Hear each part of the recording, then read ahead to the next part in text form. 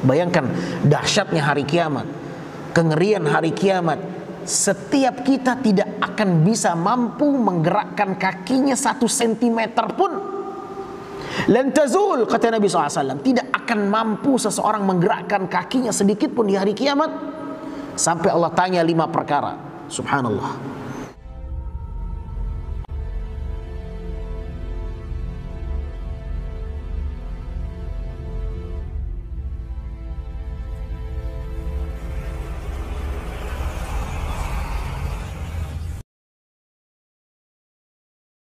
Sahabat Abdullah ibn Umar pernah berpesan di dalam perkataannya, "Idza asbahta fala tantadhiril masa, wa idza amsayta fala tantadhirus sabah." Kalau kalian mendapati waktu pagi, maka jangan tunggu waktu petang untuk beramal. Kalau kalian mendapati waktu petang, jangan tunggu waktu pagi untuk beramal. Ya, kalau di waktu pagi ada peluang kita untuk bisa beramal, jangan katakan nanti sore. Ya, ditelepon sama teman,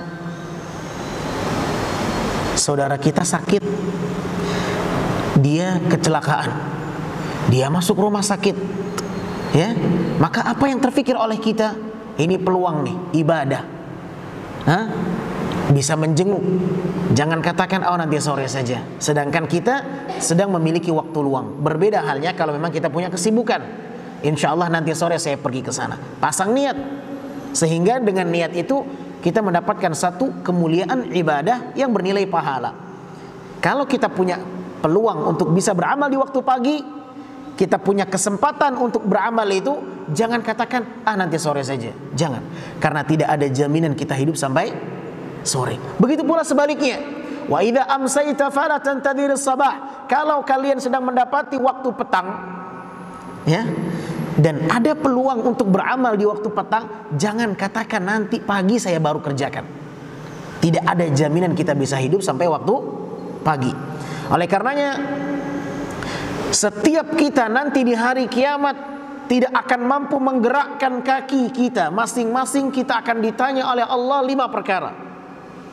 Di dalam sebuah hadis yang diriwayatkan oleh Imam Tirmidzi, Nabi SAW mengatakan, "Lan tazul qadamu ibni Adam yaumal qiyamati hatta yus'ala an khamsin." Tidak akan mampu bergerak kaki seorang hamba kelak di hari kiamat sampai Allah tanya 5 perkara. Ma'asyiral muslimin, nanti di hari kiamat kita dikumpulkan di tanah lapang, di padang mahsyar, dan tidak ada satupun di antara kita yang bisa menggerakkan kakinya sedikit pun. Bayangkan dahsyatnya hari kiamat, kengerian hari kiamat. Setiap kita tidak akan bisa mampu menggerakkan kakinya 1 sentimeter pun. Lan tazul, kata Nabi SAW, tidak akan mampu seseorang menggerakkan kakinya sedikit pun di hari kiamat sampai Allah tanya 5 perkara. Subhanallah. An umrihi fima afnah. Allah akan tanya kepada setiap individu manusia. Allah akan tanya tentang umurnya, dihabiskan untuk apa. Pertanyaan yang kedua masih berkenaan tentang umur. Wa an syababihi fima ablah. Waktu mudanya dihabiskan untuk apa?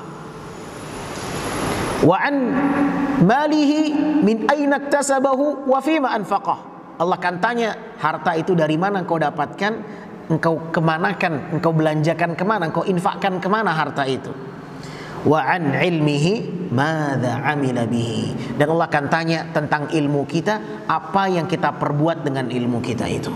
Sudahkah kita melakukan amalan berdasarkan ilmu atau tidak?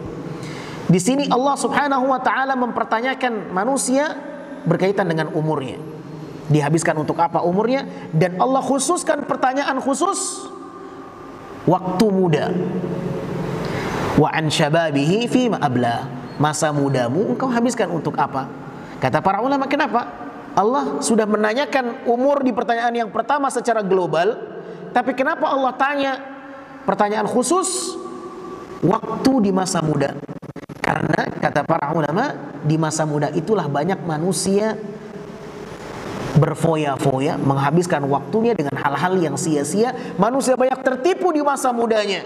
Makanya sangat istimewa kalau ada anak muda di masa-masa mereka yang seharusnya mereka itu menghabiskan umurnya untuk dunia, untuk bersenang-senang, tapi ternyata dia betul-betul bisa untuk mengendalikan umurnya dalam rangka beribadah kepada Allah Tabaraka wa Ta'ala. Oleh karenanya di dalam sebuah hadis yang sahih diriwayatkan oleh Imam Muslim, Nabi mengatakan sallallahu alaihi wasallam, ada 7 golongan manusia kelak di hari kiamat Allah akan berikan pertolongan untuk mereka berupa naungan. Dan 7 golongan itu diantaranya adalah siapa?